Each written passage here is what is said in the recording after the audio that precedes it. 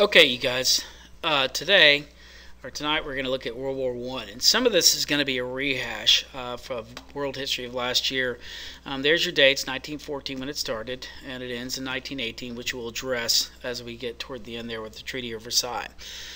As we know, there's four main causes of World War I. Your little stick of dynamite to the right there. M stands for militarism. A stands for the alliance system. I stands for imperialism, and N stands for nationalism. So let's take each one of those and break it down a little bit further. So tomorrow in class, you'll be asked to do some things with some of the examples I give you here.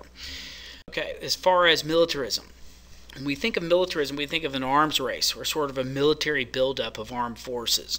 And at this time, 120 years ago, having a large military was perceived as a sign of power, of great prestige among the nations. And so, you had these arms race or sort of military buildup of armed forces. And some of the examples would be like Russia and Germany and France, who adopted the draft and started having huge size armies seen never before. Millions and millions of guys.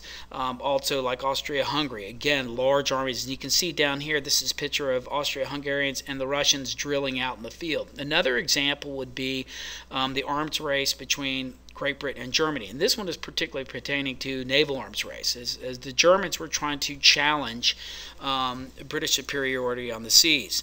The second cause of World War I was the alliance system. And this is where one country makes a pact with another nation or nations. And there's two types. One, which is a Treaty of Non-Aggression, which we'll talk about for World War II. But the other one for this was the Treaty of Friendship. And the Treaty of Friendship is basically this. You sign a treaty with one nation, and if another nation attacks you, then that nation, who's your friend, will attack them. Basically, you got my back, I have your back. The purpose of this, so you basically have this alliance system that's created around 1904, from 1804 to 1904, that kind of solidifies, which we'll look at in a second, who those two alliances are. But the purpose initially was to keep peace. This thing was created, the system was created by a guy named Otto von Bismarck. And the theory behind it is that you create such huge alliances that their power is so militarily awesome that the world would be afraid to go to war. The problem and the danger, which became the reality, is once one country got in, all the other countries would be dragged in, which we'll see. And these are the alliances on the eve of World War I. Here you can see to the right, you can see Russia, France, and Great Britain, which we know as the Triple Entente. The alliance over to the left is Italy, who will drop out and actually join the Triple Entente, Austria-Hungary, and Germany. And then the Ottoman Empire will assist also. So you have that is referred to as the Triple Alliance. As you can see, we're not involved. And in fact, we're going to sign another neutrality proclamation, which I'll address with you at the end. The third cause is imperialism. Now, we just had a unit over this, and so you should probably know that what many of these handful of imperialist countries, including us, wanted were natural resources like coal, like iron ore, like lumber, sugar, things like that, natural resources that we could ship back home and then make into products. But the problem with this is this caused a lot of competition. And one of those, and some of this competition caused like these little flare-up wars, like we were involved in one, the Spanish-American War, the Boer War, the Russo-Japanese War, even the Moroccan crisis. So you'd have these little bitty wars or little mini wars leading up to the big war. The fourth and probably the most significant of the four causes of World War I was nationalism. This is the belief of one's country is superior to others. There's excessive patriotism and the desire for national advancement, or basically increasing your country's power and independence. So if your country is not independent, you're really you want that desperately. And so some examples of this in that time would be Great Britain. Okay, everybody wanted to be like the British because the British had the biggest empire in the world. The sun never sets in the British Empire. You probably remember that from world history. Well, other nations were jealous of them. And then you had Alsace-Lorraine, which between France and Germany was a great source of national pride. And both of those countries have been struggling to maintain control of that piece of land for several hundred years. And then ultimately you also have where you have rebellions. And some of these rebellions, these countries that we and Great Britain and Germany and these imperialist countries are taking over, they wanted independence. And that picture up to the top left, you may remember, is the Boxer Rebellion. And so some of these people that live in these countries are tired of foreign subjugation. And then the picture up on the top in the middle, the Filipino Revolt, you remember that. That's another example where countries were tired of European countries and the Americans and the Japanese trying to subjugate them. So what this creates is a situation where it just takes one little event to kind of push the whole thing over. And we refer to this as the powder keg. You probably remember that in the Balkans. And this occurred in Southeast Europe.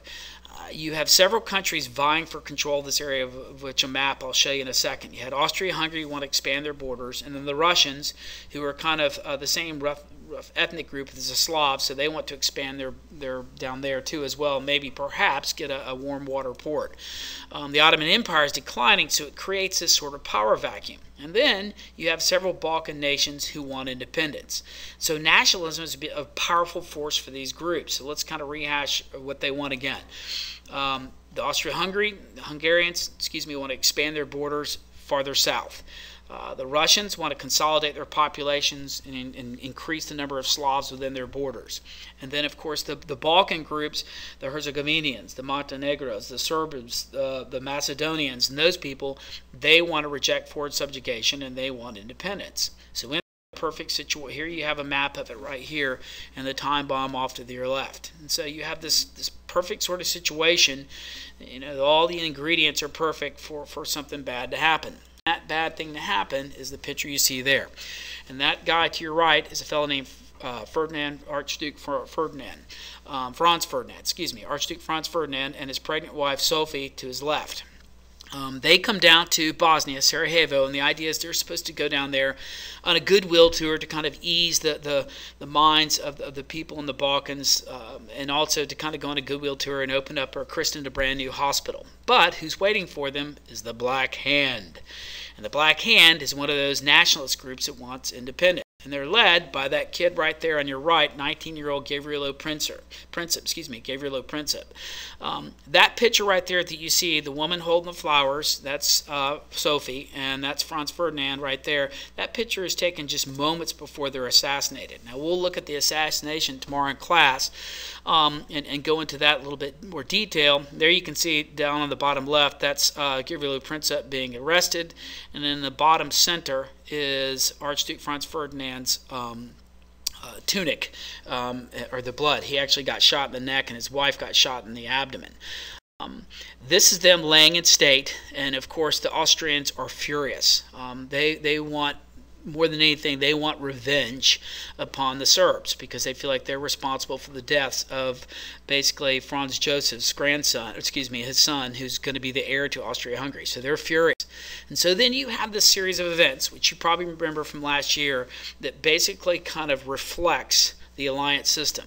Europe tumbles toward war, and so first, Austria is determined to punish Serbia. I told you they're mad, they're angry, they feel like Serbia is responsible for this. And so before they do that, though, they want to make sure that Germany is going to honor their alliance. And so, or the Triple Alliance. So they get from Germany what's called a blank check. Basically, if I was to give you a blank check and just put your name on it and leave the amount blank, and you'd let you fill it in, you'd probably like that. Same thing for Germany, and same thing for Austria-Hungary. This means now that if they attack Serbia, then the Russians got their back. So now they can turn around and do some pretty duplicitous diplomacy. So Austria-Hungary, they basically say, we're going to issue an ultimatum to you. An ultimatum is basically you do this or else. And so Austria-Hungary issues that ultimatum to Serbia. They got 48 hours to respond. And Serbia says, yeah, we'll do everything you want, except one of the conditions, we're not going to give up our independence. So now that becomes the green light for Austria-Hungary to attack Serbia. And so that's what you got. Austria-Hungary declares war on Serbia, attacks. Russia then declares war on Austria-Hungary. And then right on schedule, there's Germany declaring war on Russia. And then kind of a funky thing happens. Germany turns around and declares war on France, who hasn't done anything up until this point to indicate they may honor that alliance, the Triple Entente alliance with Russia. And so that was unusual, but we'll talk about that in class. And then Germany, to get to France, goes through neutral Belgium. Well, Belgium and Great Britain have also another little alliance. And so now that drags Great Britain into the war. So now you have this situation where, and this sequence of events happens in about 5 days, from July 28th to basically about August 3rd, and then boom, we've got the war. And here you can see this little bit of a video, or this little bit of a illustration here. If you touch me, I'll touch you, and you can see how each one, there's Serbia, there's Austria, Russia, and then line by line, there they are, the dominoes going to war. And that's kind of the map, and that's what I want you to see. That's the alliances right there, and the ones in white are the Triple Entente, the ones in black are the Triple Alliance. Now you may ask, what are we doing? We're chilling. All right, Wilson, who was president at the time, considered a European war and signs a neutrality proclamation honoring that age-old tradition of staying out of European wars. All right, so that's it. That's our intro to this, and then tomorrow you'll see what we'll do for the rest of the class. All right, thank you.